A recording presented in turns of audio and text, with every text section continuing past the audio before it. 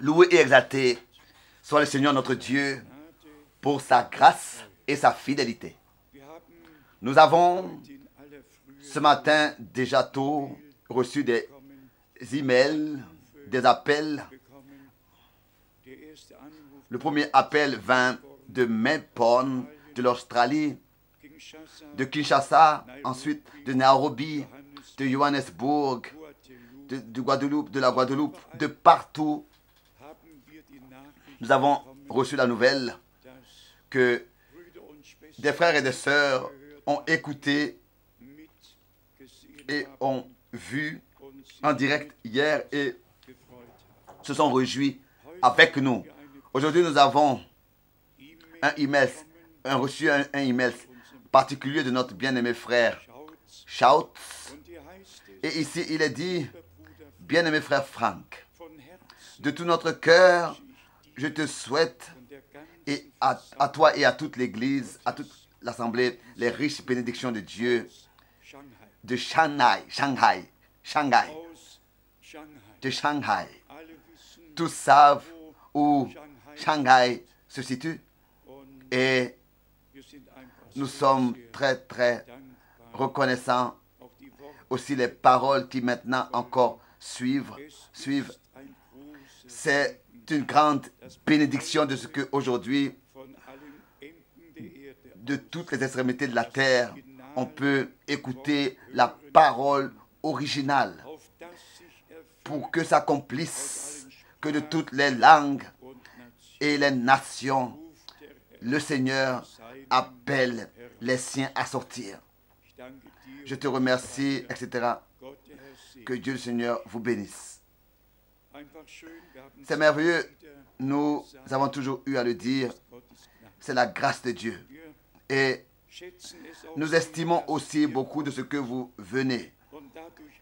Et ainsi, le monde entier apprend que le Seigneur a une église qui est, c'est vrai, éparpillée dans toutes les nations, les peuples et les nations, mais comme cela était avec tous les hommes de Dieu, on a besoin d'une plateforme, d'une assemblée locale pour prêcher, pouvoir prêcher la parole de Dieu. C'est ainsi que c'était aussi avec frère Branham. Il avait une église et il disait, quand je vais dans d'autres villes, quand je suis dans d'autres villes, je dois faire attention aux prédicateurs, à l'église. Mais ici, je peux dire tout tel que Dieu me l'a accordé. Frère Branham était un homme sympathique, agréable, plein d'amour, qui a toujours estimé les autres et respecté la chair et n'a jamais utilisé le podium d'un frère pour dire quelque chose et prêcher quelque chose qui ne serait pas entendu sans frottement, sans qu'il n'y ait pas de problème. Mais chez lui à la maison, dans l'assemblée locale, il a pu librement et ouvertement dire tout. La personne ne pouvait le tirer par la veste et lui dire non, écoute, pas ainsi. Non, Dieu a conduit les choses ainsi que là-bas, il pouvait dire tout comme il avait reçu. Et c'est ainsi que nous avons, pendant ce week-end, tout un bus de la Slovaquie avec de nos bien-aimés frères et sœurs. Je le dis librement et ouvertement, quand des personnes entreprennent plus de 1200 kilomètres pour écouter la parole de Dieu, qu'est-ce qui devrait alors se passer avec nous? Quel sérieux, quelle responsabilité nous a été accordée par Dieu. Nous avons aussi nos frères de Montréal, de Pretoria, du Ouzbékistan. Qu'est-ce qui les attire jusqu'ici? Pourquoi est-ce qu'ils sont venus ici? Sûrement pas parce que cette ville est une ville qu'on doit voir et visiter. Non, ils viennent à cause de la parole de Dieu. Et Dieu a dit qu'il enverra une fin d'après sa parole. Et mes bien-aimés frères et sœurs, il y a aujourd'hui beaucoup qui suivent tous ces grands hommes qui parlent de miracles, de prodiges. Ici, c'est différent. Ici, il s'agit de la parole. Il s'agit de la nourriture spirituelle et de ce que l'Esprit a à dire à l'Église. Et le Seigneur confirme sa parole par les miracles et les prodiges qui l'accompagnent. Encore hier, je l'ai entendu dans le bureau. J'ai entendu dans le bureau 2 témoignages merveilleux de personnes que Dieu a guéries du cancer. Nous ne faisons pas de publicité, mais nous disons avec un cœur reconnaissant que Dieu est fidèle. Jésus-Christ est le même hier, aujourd'hui et le même éternellement. Il confirme sa sainte et précieuse parole.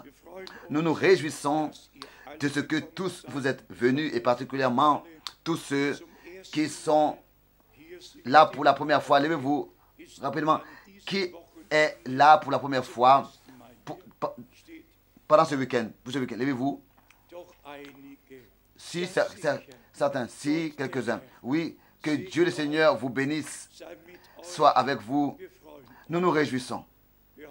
Nous espérons et croyons que ce ne sera pas la dernière fois, que ce n'était pas la dernière fois. Que Dieu vous bénisse et toujours vous êtes la bienvenue. Dieu voulant,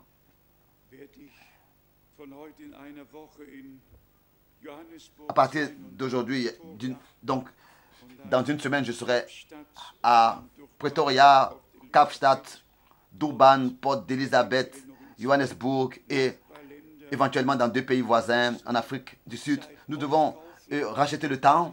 Il est précieux et c'est toujours une grande fortification pour tous les frères quand ils sont affermis dans la parole de la vérité. Nous avons encore aujourd'hui annoncé ce jour comme un jour de la Bible et nous voulons, vous tous qui avez des amis, des frères et des sœurs qui veulent avoir une Bible, vous pouvez tout à l'heure encore venir la chercher. Il y en a encore quelques, il y a quelques exemplaires encore à votre disposition. Bien, mes frères et sœurs, nous venons d'écouter déjà une parole merveilleuse dans Jacques, le chapitre 5, verset 7. Soyez donc patients, frères, jusqu'à l'avènement du Seigneur. Hier, nous avons eu à parler de ce que le mot avènement signifie. Notre Seigneur disait, je vais vous préparer une place et je reviens vous prendre avec moi pour que vous soyez là où je suis. Pas un enseignement, pas une certaine révélation, mais lui-même qui nous a rachetés et qui est allé nous préparer une place. Il reviendra et il prendra les siens avec lui. Ensuite, nous avons les paroles merveilleuses dans Matthieu 25 concernant les vierges folles et les vierges sages. Et toujours de nouveau, la question est posée. Qu'est-ce qui diffère les vierges sages des vierges folles? Les deux ont des lampes, les deux ont de la lumière, les deux sont vierges, pures. Où est la différence? Je crois qu'à Zurich, je l'ai dit, la différence constitue en ce que par exemple, comme Marie, Elle l'avait dans son temps reçu la parole de la promesse et l'Esprit vint sur elle. Et c'est ainsi que la parole devint chair et a habité parmi nous.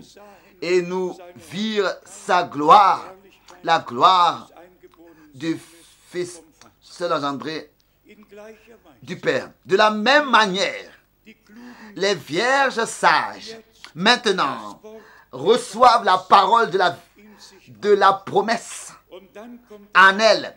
Et le Saint-Esprit vient sur nous pour que Christ, en nous, l'espérance de la gloire, soit manifestée et que la vie nouvelle, divine, soit manifestée en nous. Nous tous, nous savons que la pluie tombe sur les justes et les méchants, sur les bons et les méchants, sur les justes et les injustes. Le soleil brille sur tous. Mais la différence est contenue réellement en ce que les vierges sages reçoivent la parole de l'heure, la parole de la promesse. Et elles savent que c'est de manière surnaturelle que Dieu a agi dans notre temps. Comment est-ce que le commencement du Nouveau Testament, de la Nouvelle Alliance a commencé? Nous avons eu souvent à le dire. Il a commencé d'une manière surnaturelle. Le ciel est descendu sur la terre, s'est penché sur la terre et l'ange Gabriel a donné à Zacharie cette promesse concernant la naissance de Jean-Baptiste.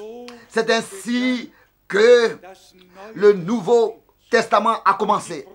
Le pont entre l'Ancien et le Nouveau Testament a été placé. Luc 16, verset 16. La loi et les prophètes sont venus jusqu'à Jean et à partir de là, le royaume de Dieu est prêché. Un nouveau commencement a eu lieu. Jusqu'à maintenant, tous pouvaient faire tel que cela leur semblait bon, mais à ce moment-là, où ce temps commençait, il fallait qu'on fasse ce qui est juste devant Dieu.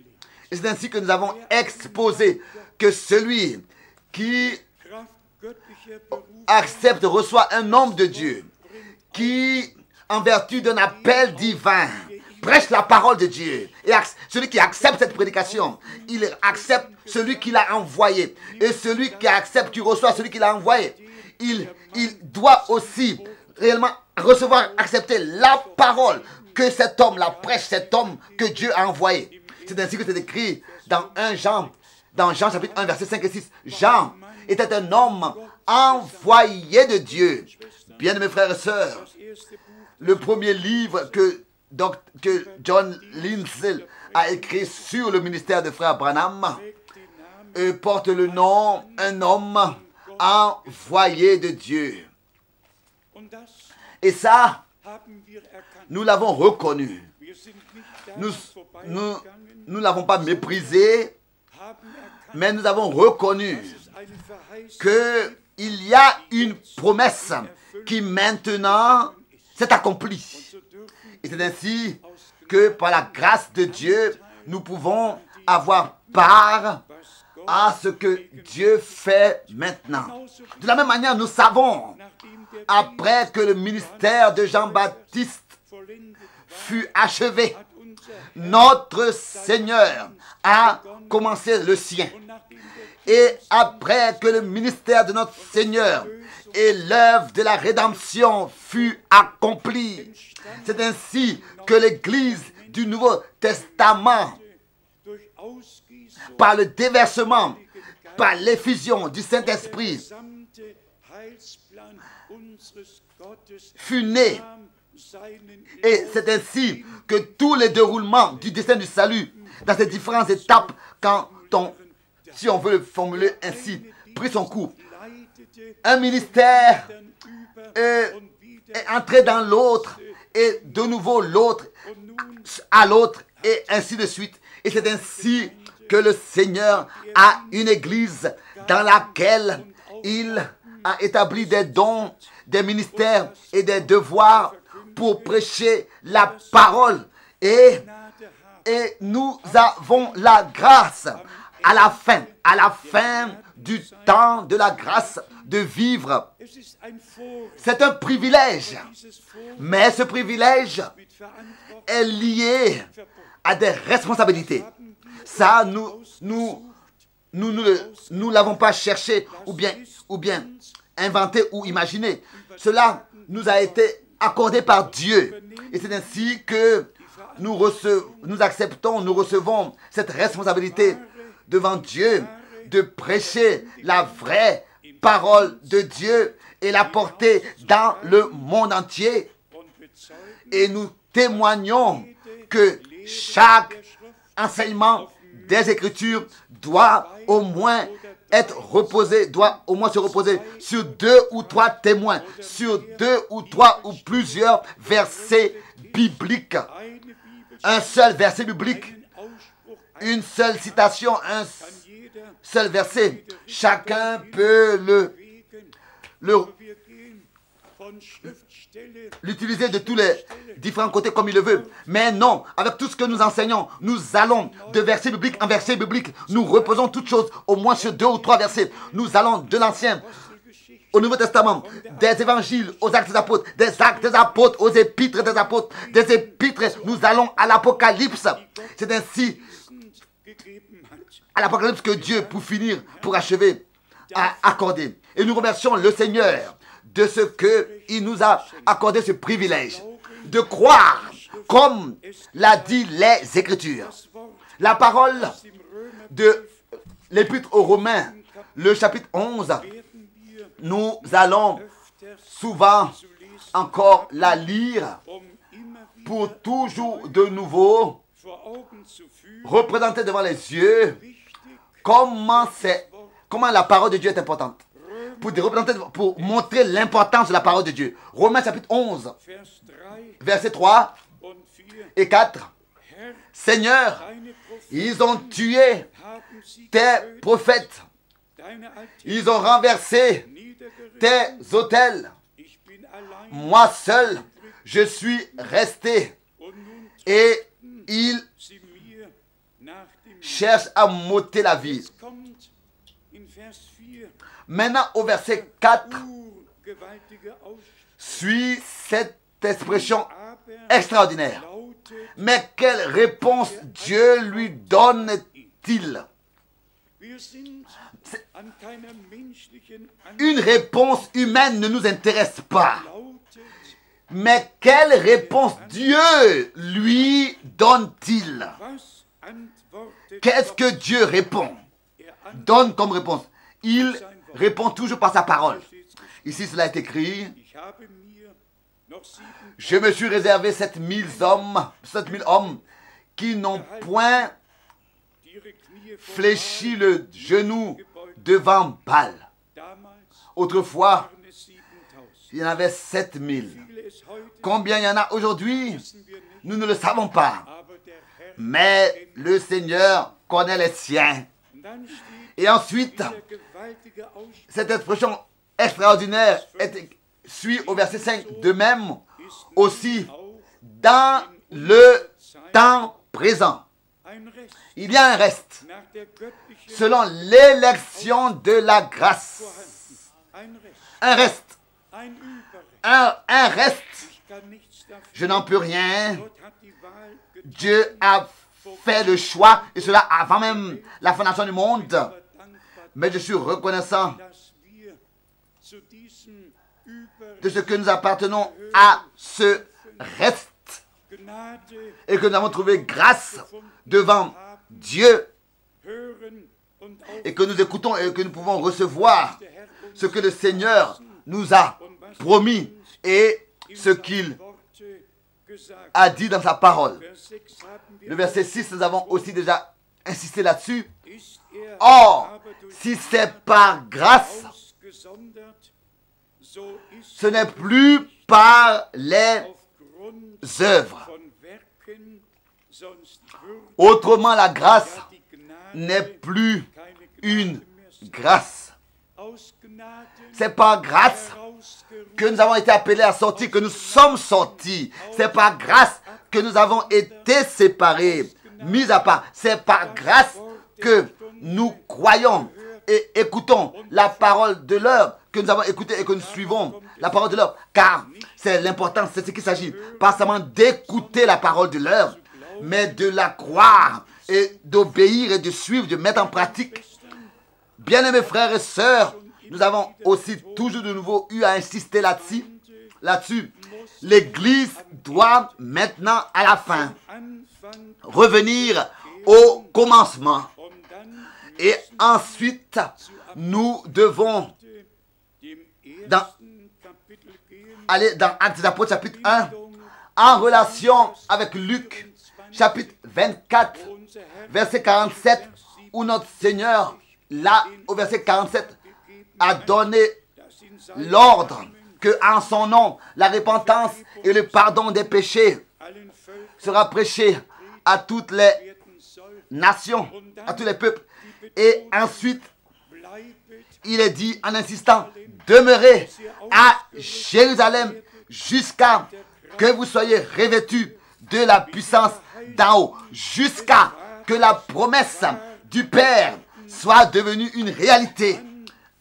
Et c'est ensuite seulement que vous serez mes témoins à Jérusalem, en Judée, en Samarite et jusqu'aux extrémités de la terre. Nous avons ici aussi eu à le dire. Si Pierre avait tenu une prédication sans avoir lui-même d'abord expérimenté l'effusion du Saint-Esprit, alors il n'y aurait pas eu 3000 personnes en un seul jour qui seraient devenues croyants. Et selon Actes des Apôtres, chapitre 2, au verset 41, ils se sont aussi même laissés baptiser. Une prédication qui n'est pas accompagnée de la puissance du Saint-Esprit ne montre aucun résultat biblique. Et nous tous, nous devons faire en sorte que la puissance du Saint-Esprit soit manifestée comme au commencement, encore maintenant à la fin. Et ensuite, ce n'est pas Pierre, mais c'est le Saint-Esprit qui accompagne la parole et qui convainc les hommes du péché pour qu'ils se repentissent et reviennent au Seigneur et consacrent leur vie au Seigneur. Ils lui consacrent leur vie et dans l'obéissance de la foi se laissent baptiser. Ici, dans Actes des Apôtres, au premier chapitre, l'homme de Dieu, au verset 2, a écrit concernant notre Seigneur, jusqu'au jour où il fut enlevé au ciel, après avoir donné ses ordres par le Saint-Esprit aux apôtres qu'il avait choisis.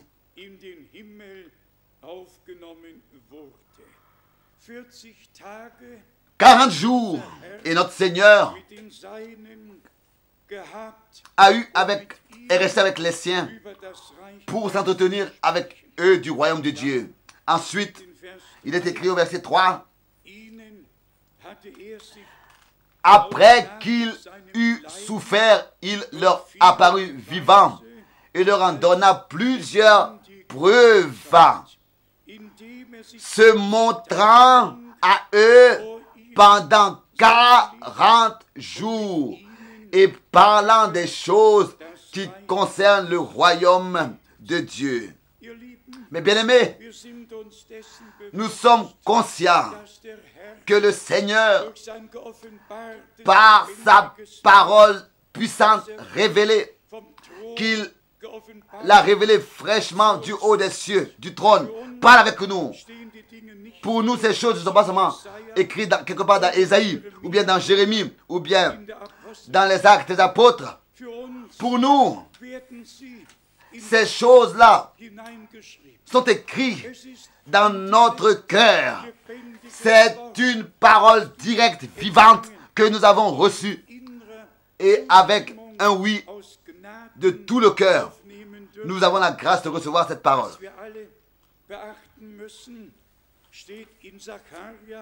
Ce que nous devons,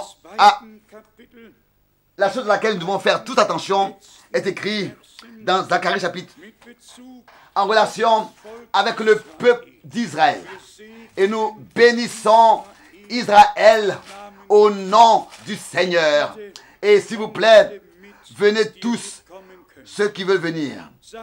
Zacharie, chapitre 1. Donc, Zacharie, chapitre 2, verset 12. L'Éternel possédera Juda comme sa part dans la terre sainte. Zacharie, chapitre 2, verset 12. Et il choisira encore Jérusalem. Où est-ce que l'Éternel, le Seigneur, possédera son église comme sa part, comme son appartenance? Non, pas tant qu'elle est encore éparpillée dans toutes les organisations et les dominations. Là, le Seigneur, dans tous ces différents endroits, n'a pas le droit de parler, n'a pas le mot. Là, ce sont les prédicateurs. Là, ce sont les pasteurs et les prêtres qui ont déjà un programme pour toute l'année. Le premier dimanche, d'après le Trinitaire, un tel texte sera lu. Le deuxième dimanche, le troisième dimanche, comme ça. Tout un programme pour tout le mois, pour toute l'année est déjà à l'avance, déjà écrit. On a seulement besoin de le laisser se dérouler. Mais le Seigneur ne peut pas parler dans de tels endroits. Où est-ce qu'il peut parler?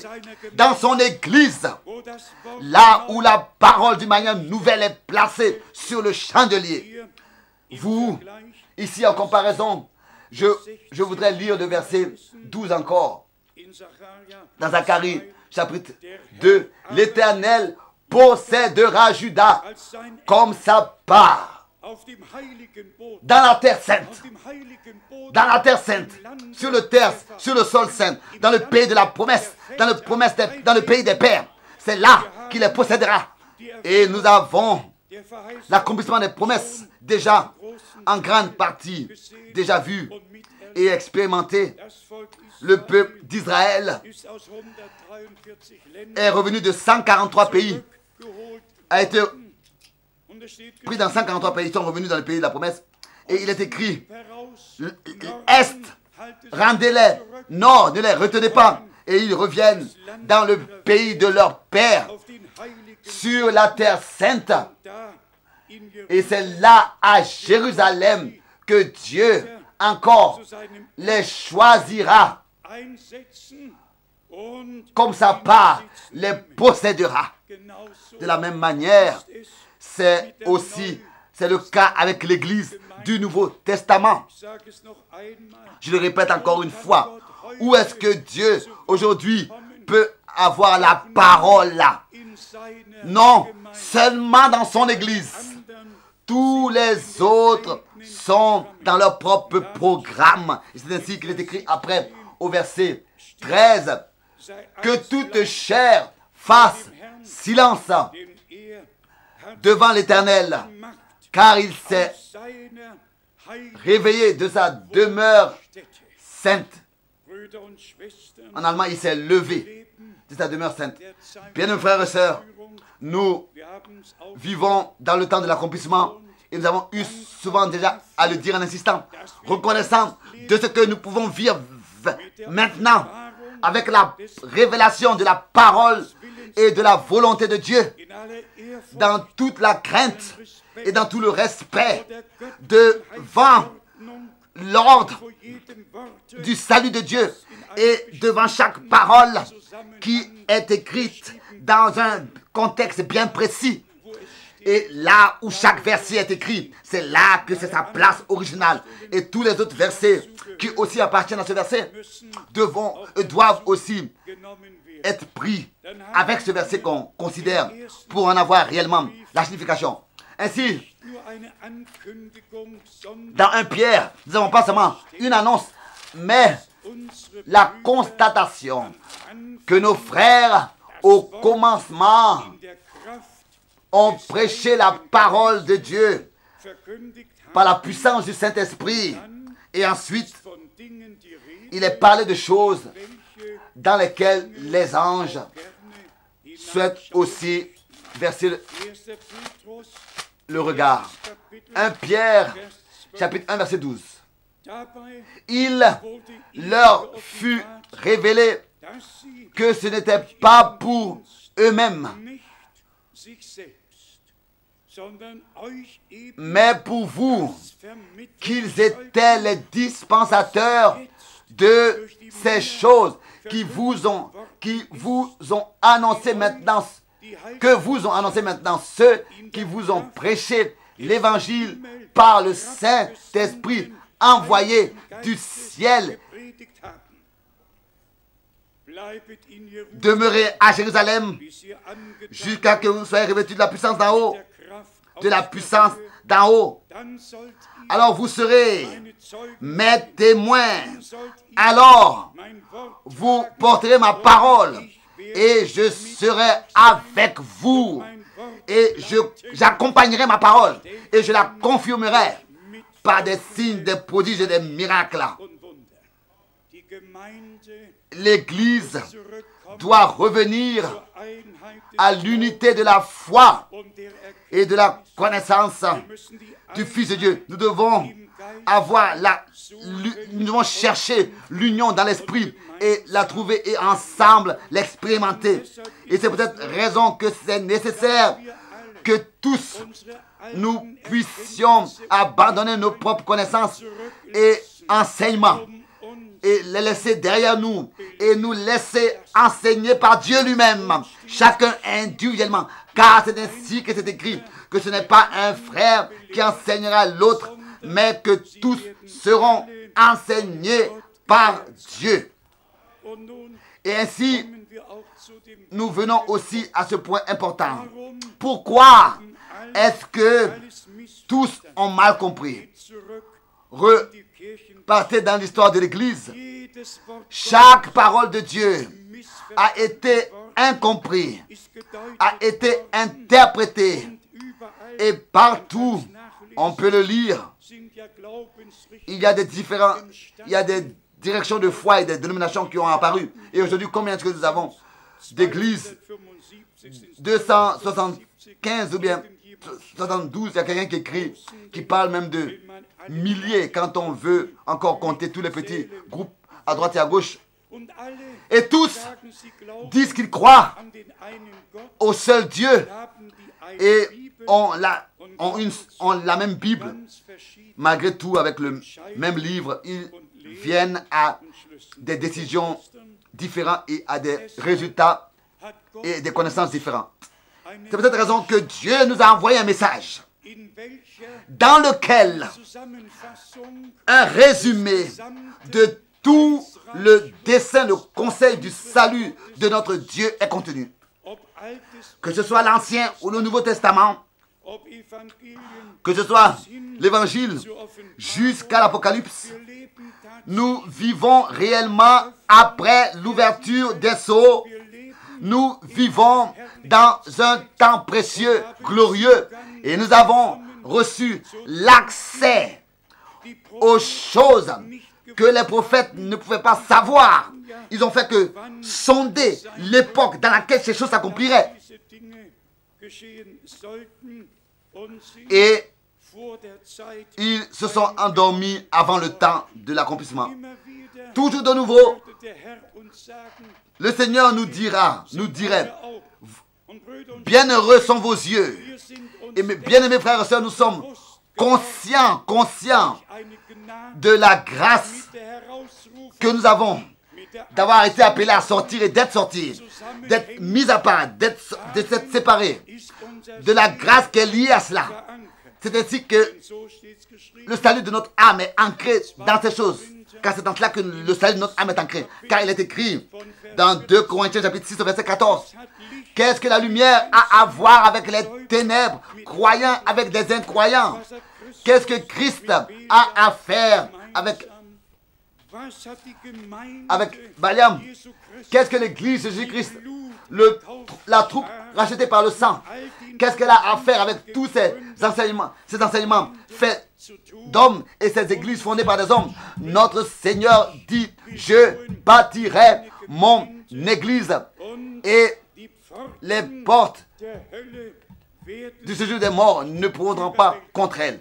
Quel accord y a-t-il entre Christ et Bélial? Le Seigneur n'a pas 200 ou 200 églises.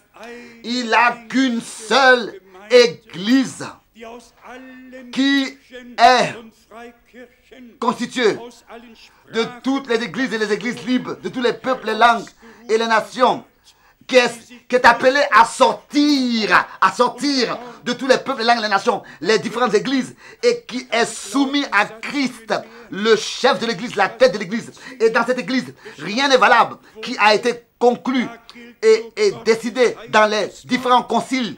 Non, dans l'église du Dieu vivant, c'est seulement la parole de Dieu qui est valable. Et cela pour toute l'éternité.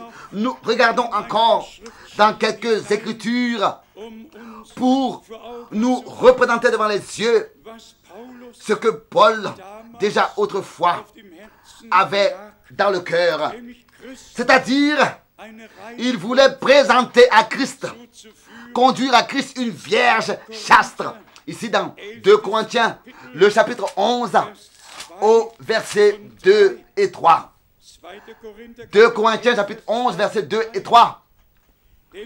Car je suis jaloux de vous d'une jalousie de Dieu, parce que je vous ai fiancé à un seul époux, pour vous présenter à Christ comme une vierge pure.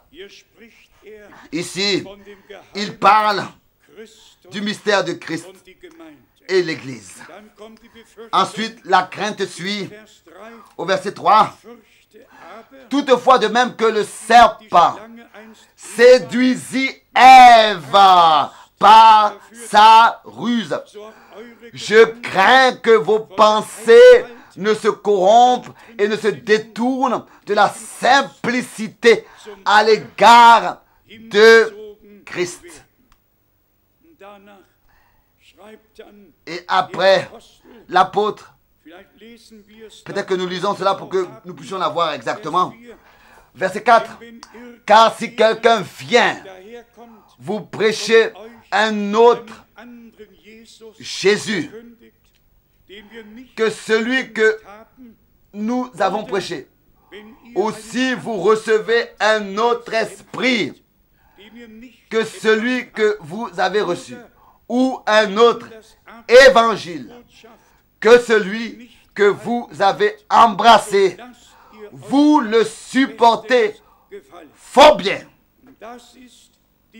Et ça, c'est le problème à l'intérieur des groupes de ceux qui se réfèrent au ministère de Frère Branham et au message de l'heure. Si quelqu'un vient, s'amène, et leur dit, le prophète a dit, alors personne pense à ouvrir sa Bible. Alors tous sont déjà dans un enthousiasme bien. Nous sommes seulement dans le bon enthousiasme si dans notre foi, dans ce qu'on croit, cela est en accord avec Dieu et sa parole.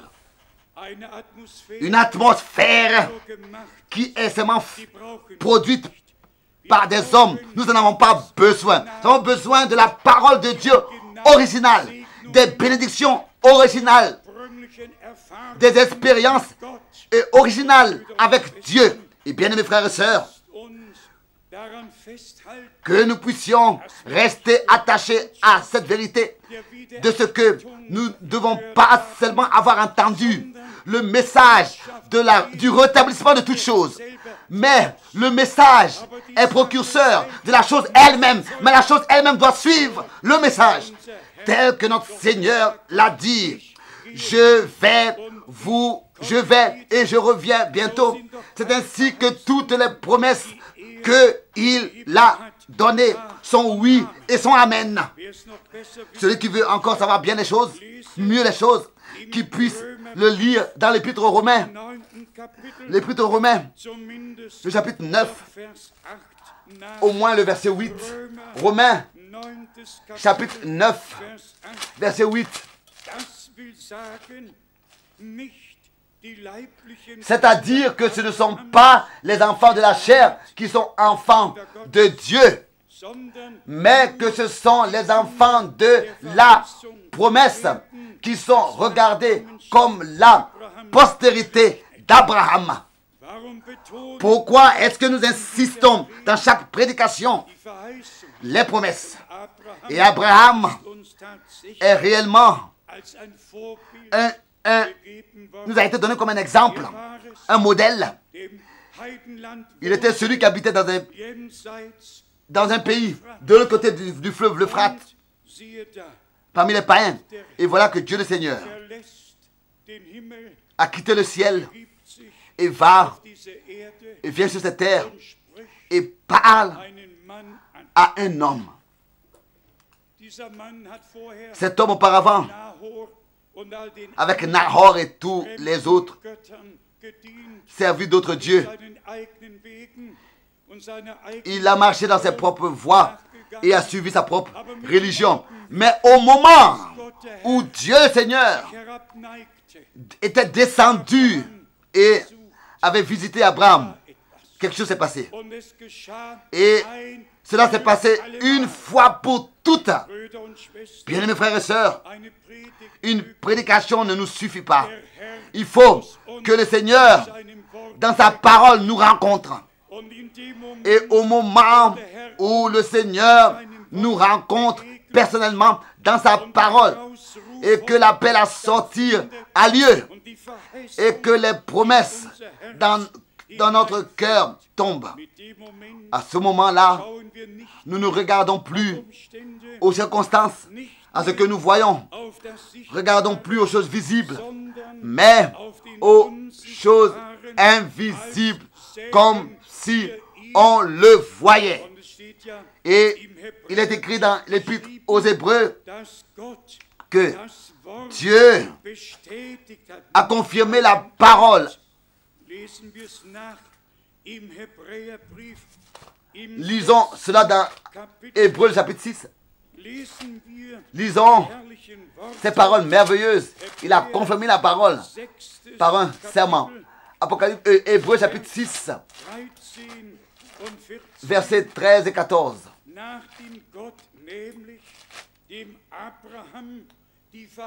Lorsque Dieu fit la promesse à Abraham, ne pouvant jurer par plus grand que lui, il jura par lui-même. Par lui-même. Imaginez-vous un peu, réfléchissez un peu à tel point Dieu rencontre l'homme, vient à l'homme. Abraham est devant lui et il lui donne la promesse. Et il voit Abraham. Abraham, un homme comme tous les autres hommes. Et pour que Abraham ne vienne dans un moment où il pourrait être éprouvé et tenté d'incrédulité, Dieu a juré à Abraham par un serment que la promesse qu'il lui a faite va s'accomplir. Et que ça n'est pas extraordinaire. Bien, mes frères et sœurs, est-ce que Dieu avait nécessaire? Dieu n'avait pas nécessaire de le faire. Mais c'était Abraham qui avait nécessaire. Pour que jamais un doute vienne dans sa vie, Dieu a juré par lui-même. Et il a dit, je te le jure. C'est ainsi, tel que je l'ai dit et je l'ai promis. C'est ainsi que cela s'accomplira. Bien, mes frères et sœurs, qu'est-ce qui se passe avec toi? Qu'est-ce qui se passe avec moi? Quel est notre cas? Oh, la certitude que nous avons dans la parole de Dieu. Toutes les paroles sont oui et sont amen. Et toutes les promesses nous appartiennent, car nous sommes la semence spirituelle d'Abraham. Il continue encore au verset 14 et dit, certainement, je te bénirai et je multiplierai ta postérité. Dieu a juré, Abraham a cru. Et ensuite, il est écrit au verset 15, et c'est ainsi qu'Abraham, ayant persévéré, obtint ce qui lui avait été promis. N'avons-nous pas lu dans Jacques 5, verset 7? Persévérez, bien-aimés frères. Abraham a persévéré. Il savait que Dieu avait donné les promesses. Dieu les a confirmées par un serment. Tel que Dieu l'a dit, c'est ainsi que cela va s'accomplir. Est-ce que cela n'est pas notre foi aussi? Est-ce que notre foi n'est pas là ancrée, telle que tu l'as dit? C'est ainsi que cela sera. C'est ainsi que cela va s'accomplir. Le ciel et la terre passeront, mais la parole de Dieu demeure éternellement. Lui, il a persévéré patiemment. Et c'est ainsi qu'ayant persévéré, il obtint ce qui lui avait été promis. Le verset 15. Bien, mes frères et sœurs, rien sur terre est plus certain que l'accomplissement des promesses que Dieu nous a données. Personne peut empêcher cela. C'est impossible. Dieu, avant même la fondation du monde, a pu affermir son destin de salut, car il connaît la fin de toutes choses avant même le commencement. Il sait ce qui viendra à l'avance. C'est ainsi qu'il est écrit au verset 16 et 17. Or, les hommes jurent par celui qui est plus grand qu'eux. Et le serment est une garantie qui met fin à tous leurs différends. Une garantie. Et encore une fois, il est fait référence à Dieu, encore au verset 17. C'est pourquoi Dieu, voulant montrer avec plus d'évidence aux héritiers de la promesse l'immuabilité de sa résolution. L'immuabilité de sa résolution. Il intervint par un serment. Il n'a pas seulement donné la promesse. Il n'a pas seulement juré par lui-même. Mais comme garant, il s'est porté garant. Il a donné la garantie que ce qu'il a promis doit s'accomplir, va s'accomplir. Il a donné la garantie, il s'est porté garant. Ça, c'est quelque chose de glorieux. Et ça, c'est valable pour nous aujourd'hui tous, bien-aimés frères et sœurs. Et bien-aimés sœurs, bien-aimés frères et sœurs. Dans Romains chapitre 5, nous avons les paroles merveilleuses sur la rédemption, sur le pardon, sur la grâce et le salut. Romains chapitre 5, verset 9.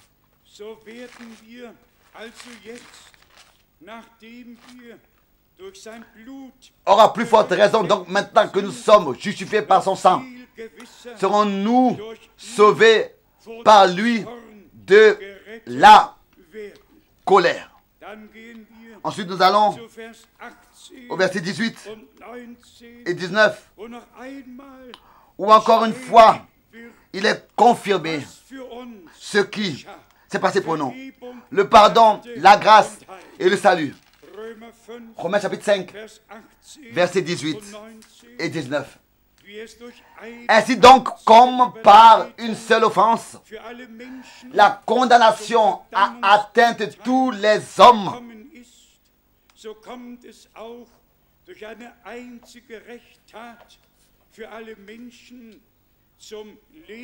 de même par un seul acte de justice, la justification qui donne la vie s'étend à tous les hommes. Nous n'avons rien apporté comme contribution pour naître dans le péché.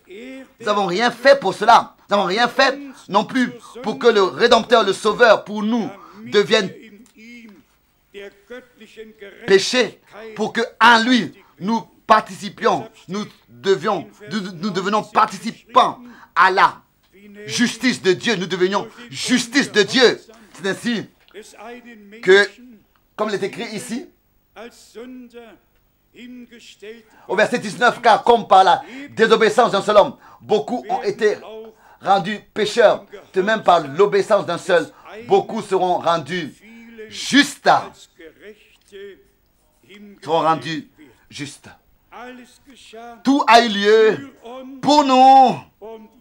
Et maintenant, cela a lieu par la grâce de Dieu, par nous. Pour nous et maintenant par nous. Nous avons le pardon, la réconciliation, la grâce que nous avons accepté personnellement. Nous avons expérimenté ce que Dieu nous a promis. Et en Jésus-Christ, accordé, en Jésus-Christ notre Seigneur et Rédempteur, par sa grâce accordée. Et nous croyons que Dieu était en Christ et a réconcilié le monde avec lui-même. Nous croyons que le chemin de Dieu à nous est notre chemin à Dieu et qu'il n'y a qu'un seul chemin, un seul qui pouvait dire « Je suis le chemin, je suis la vérité et je suis la vie ». Dans Romains le chapitre 8, il est écrit au verset 3, Romains chapitre 8, verset 3. Car chose impossible à la loi, parce que la chair la rendait sans force. Dieu a condamné le péché dans la chair en envoyant à cause du péché son propre fils dans une chair semblable à celle du péché. C'est Dieu qui avait prononcé la condamnation. Et c'est notre Seigneur et Rédempteur qui a été frappé de cette condamnation. Au moment où tes péchés et mes péchés, tes fautes et mes fautes ont été placés sur l'agneau de Dieu. À cause de nos péchés, cela a eu lieu. C'est pour cette raison que notre Seigneur dit, si vous ne croyez pas que je le suis, vous mourrez dans vos péchés. Nous croyons qu'il est. Nous croyons qu'il est le grand je suis. Dans l'Ancien Testament, il n'était pas encore en tant que fils manifesté. Dans tout l'Ancien Testament, il était le Seigneur, le je suis, qui marchait dans le jardin d'Éden et qui parlait aux prophètes, qui a visité Abraham et qui, selon le chapitre 18 dans Genèse, s'est assis et a mangé avec Abraham et avec les deux anges qui ensuite sont allés à Sodome. Dans l'Ancien Testament, il était le Seigneur, Yahvé. Dans le Nouveau Testament, il est Yahshua, Yahvé Sauveur. Même le mot hébreu en soi, même nous exprime, nous dit qui était le Rédempteur, le Sauveur et est le Rédempteur. Yahvé, l'Éternel, qui, le même je suis. Et dans le Nouveau Testament, tu appelleras son nom Yahshua. C'est-à-dire Yahvé, ensuite Shua. Ça veut dire sauveur. C'est-à-dire il sera Yahvé lui-même venant sauver. Devenir sauveur. Et vous pouvez vous-même lire après la résurrection de notre Seigneur. Il n'a plus jamais été désigné de fils, mais toujours le Seigneur. Vous pouvez le lire. Vous savez que tout a sa place dans les Saintes Écritures.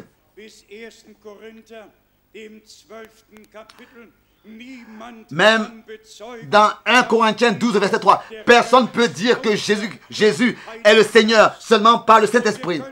Et nous pourrions aller d'écriture en écriture. Il est tout en tous. Il est l'agneau de Dieu. Il est le lion de la tribu de Juda. Il est le fils de Dieu. Il est le fils d'Abraham. Il est le fils de David. Il est le fils de l'homme. Il est avocat. Il est médiateur. Il peut être tout en tous. Ne vous inquiétez pas. Et il devait devenir tout en tous, à cause de nous, pour que nous puissions avoir tout en lui. Tout en lui. Oh, loué et exalté soit le Seigneur. Pour que nous puissions tous avoir tout en lui. Ce ne sont pas des points d'enseignement sur lesquels on se dispute. Ce sont des réalités, des vérités bibliques pour lesquelles nous sommes reconnaissants.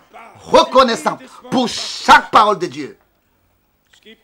Il y a ici encore les Écritures qui doivent être encore tous lues, mais allons dans Colossiens, le premier chapitre, pour encore une fois montrer de quelle manière les hommes de Dieu au commencement ont prêché l'évangile et ont exposé les vérités bibliques. Colossiens, premier chapitre, au verset 14. En qui nous avons la rédemption, le pardon, la rédemption par son sang. En allemand, c'est écrit ici. Par son sang, le pardon des péchés. Dites amen par cela. Ce n'est pas des choses que nous allons avoir recevoir dans le futur. Il a été déjà frappé à cause de nos péchés, meurtri à cause de nos maladies. La condamnation a été placée sur lui pour que nous ayons la paix. Et par ses meurtrissures, nous sommes, par la grâce de Dieu, guéris. C'est quelque chose qui est déjà accompli, en qui nous avons la rédemption par son sang, le pardon des péchés. Ensuite, au verset 16. Car en lui ont été créées toutes les choses. Nous venons de dire, il était celui qui marchait dans le jardin d'Éden, la parole, avant que toute chose ait été appelée à l'existence. Et aujourd'hui encore, selon Hébreux 1, tout l'univers est porté par sa parole créatrice. Lisons encore ici, au verset 16 de Colossiens chapitre 1. Car en lui ont été créées toutes les choses qui sont dans les cieux et sur la terre, les visibles et les invisibles, trône, dignité, domination, autorité. Tout a été créé par lui et pour lui. Verset 17. Et il est avant toutes choses, et toutes choses subsistent en lui. Et maintenant, suis notre part, ta part et ma part. Verset 18. Il est la tête du corps de l'Église, c'est-à-dire de l'Église. Le chef, la tête du corps de l'Église. Verset 19. Car Dieu a voulu faire habiter toute la plénitude en lui. Verset 20. Il a voulu par lui tout réconcilier avec lui-même, tant ce qui est sur la terre que ce qui est dans les cieux, en faisant la paix par lui, par le sang de sa croix.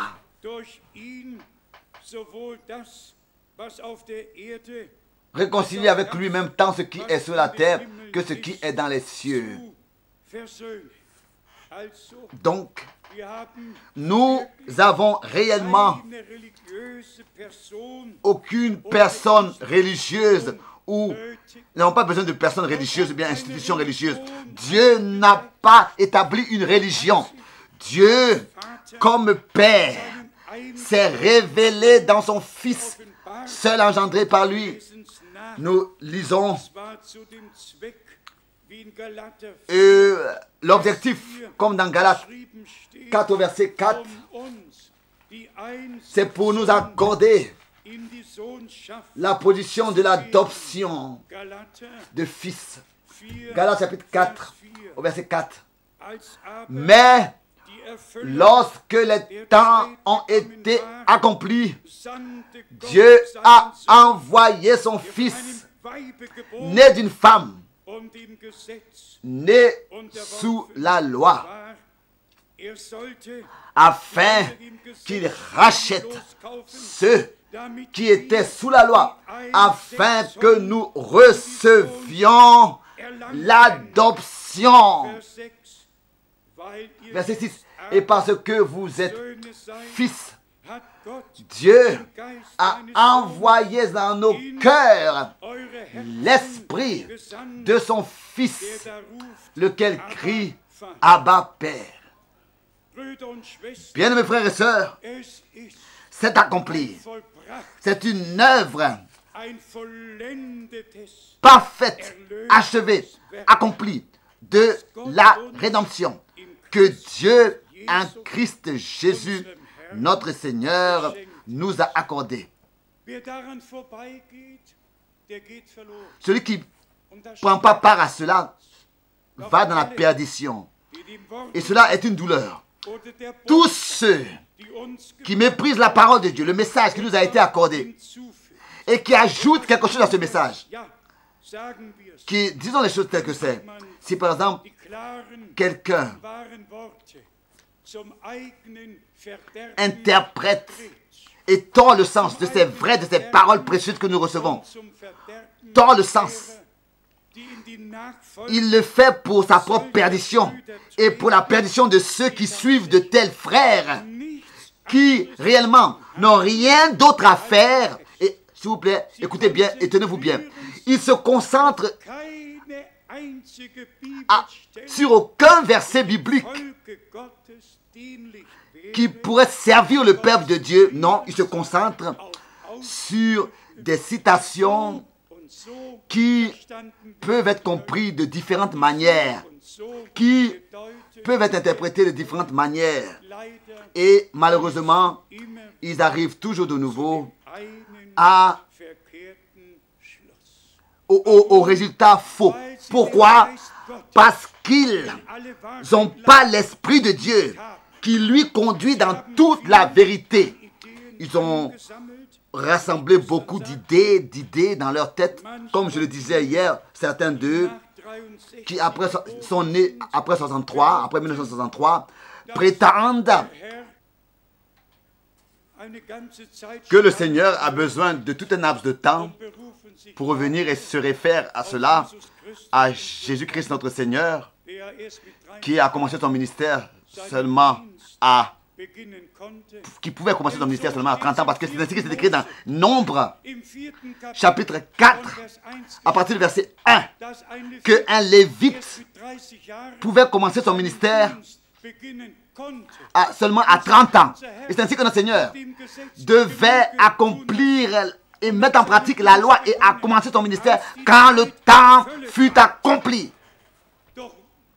Mais qu'est-ce que cela a à faire avec le retour de Jésus-Christ, qui aura lieu dans un seul jour, dans une seule heure, comme l'éclair apparaît à l'est et apparaît à l'est et éclaire l'ouest.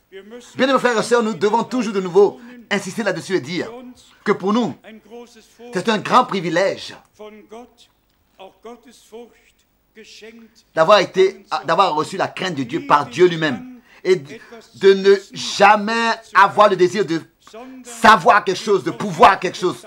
Mais comme le prophète Ésaïe, comme dans le prophète Ésaïe il est écrit, tu m'as accordé une oreille de disciple, ô Dieu, une oreille ouverte pour entendre comme un disciple entend. Et ensuite s'ajoute à cela que le Seigneur accorde aux siens qui marchent avec lui et avec qui il marche. Il leur accorde cette grâce de parler avec eux sur toute la Bible. Il peut commencer avec Genèse, avec Moïse, continuer avec les psaumes, continuer avec les prophètes, avec l'Ancien et le Nouveau Testament. Il peut parler avec eux de toute la Bible. Et voilà, il ne parle pas seulement avec eux. Il nous ouvre l'intelligence pour l'accomplissement de ce qui est écrit. Et ensuite, c'est ainsi que notre Seigneur peut toujours de nouveau ouvrir le livre, des livres, le prendre entre ses mains et dire, aujourd'hui, cette écriture est accomplie devant vos yeux. Beaucoup de choses s'accomplissent devant nos yeux. Nous ne sommes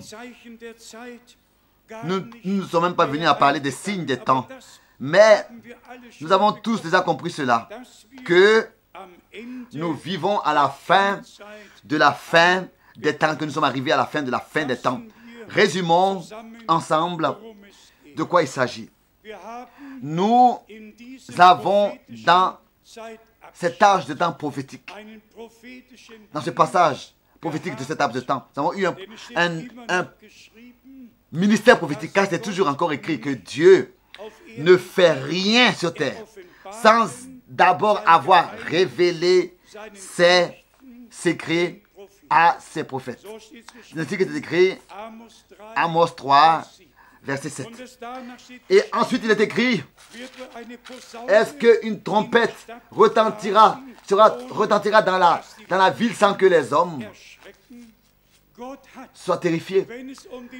Quand il s'agit de la partie prophétique de l'histoire du salut, Dieu a toujours envoyé des prophètes. Et dans le Nouveau Testament, ce sont les apôtres et les prophètes. Et celui qui va dans Apocalypse 10, là de nouveau, la relation est faite. Oui, il est dit,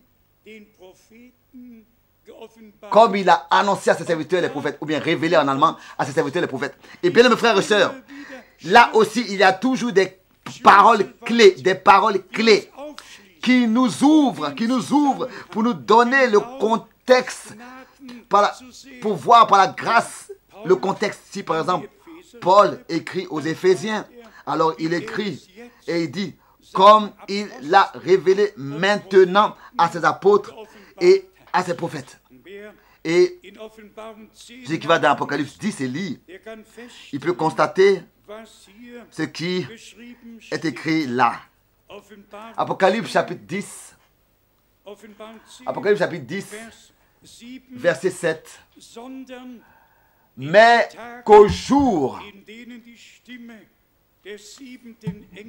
de la voix du septième ange, quand il sonnera de la trompette, le mystère de Dieu s'accomplirait comme il l'a annoncé à ses serviteurs, les prophètes.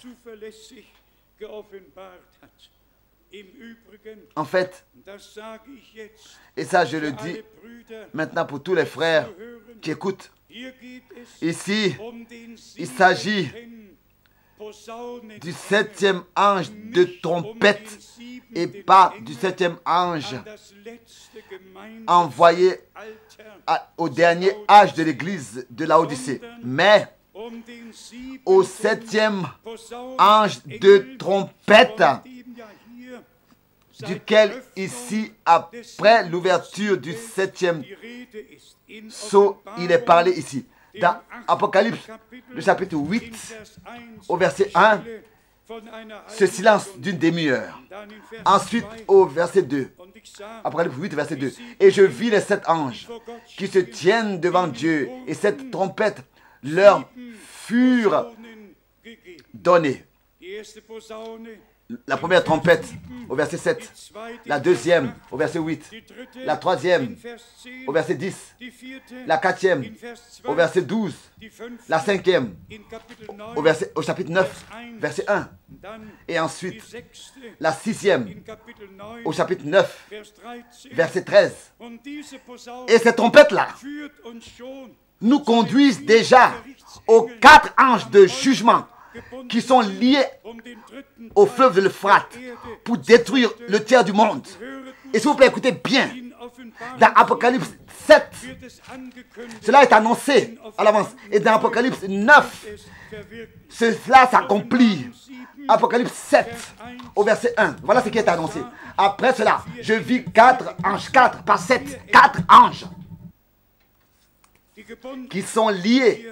Et ici, dans l'avant-dernière trompette, il est écrit dans Apocalypse 9, au verset 13 et 14. Le sixième ange sonna de la trompette, et j'entendis une voix venant des quatre cornes de l'autel d'or qui est devant Dieu, et disant au sixième ange qui avait la trompette: délie les quatre anges qui sont liés sur le grand fleuve, l'Euphrate. Et ensuite, cela se passe, ce qui est décrit, qu'un tiers des hommes n'existera plus. Ici, nous avons la sixième trompette.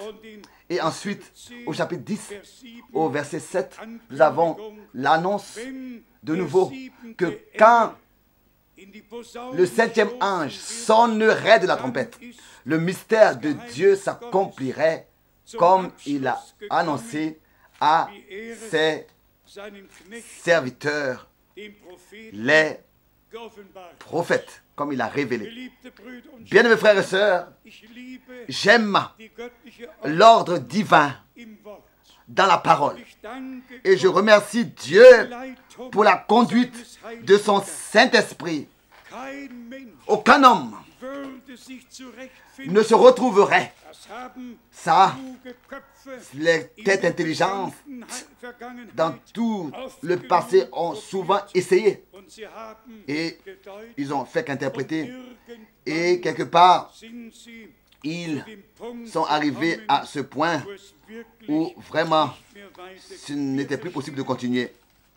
Nous comprenons que c'est par le dernier ministère, et avec cela nous venons à la fin, c'est par le dernier ministère, par le ministère de frère Branham, que tous les mystères qui étaient cachés ont été révélés.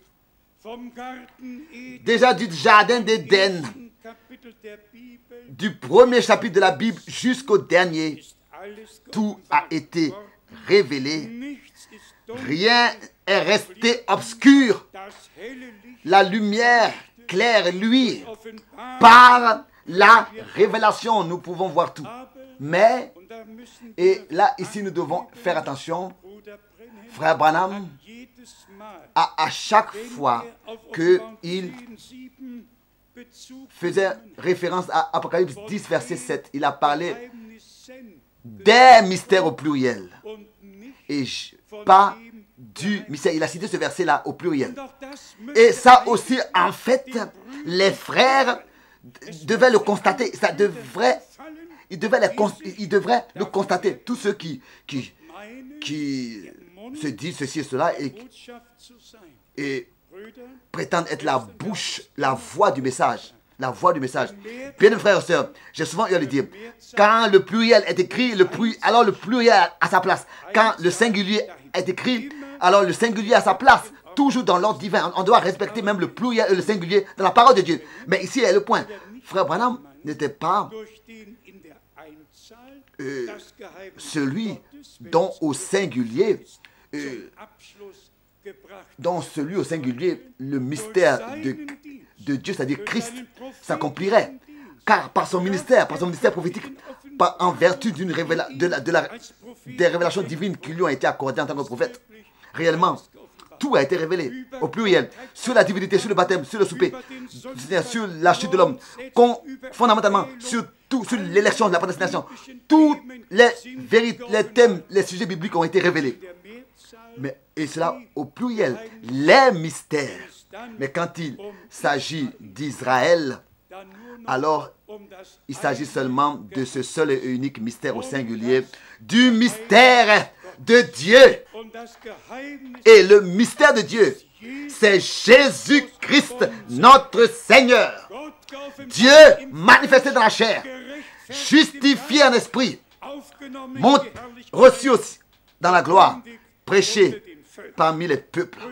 Bien, mes frères et sœurs, nous remercions Dieu le Seigneur pour la plénitude de sa parole, pour chaque parole, pour chaque chapitre, pour chaque sujet.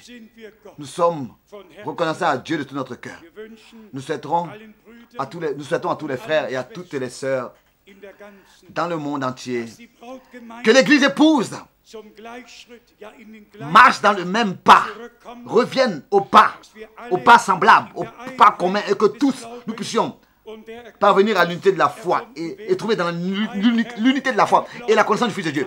Un Seigneur, un baptême, une foi, pas de doctrine étrangère et particulière, pas de tordre les Écritures et les citations, mais un vrai exposé et un exposé clair et vrai de la parole de Dieu, tel que par la grâce de Dieu, cela nous a été révélé. Et que tous ceux qui sont de Dieu écoutent les paroles de Dieu. Et si, dans la foi, nous les écoutons, alors elles nous seront révélées par la grâce de Dieu. À lui, le Dieu Tout-Puissant, le Dieu seul, éternel, soit l'honneur, la gloire et l'honneur dans toute éternité. Amen. Alléluia. Amen. Nous nous levons pour la prière. Chantons encore ce cœur.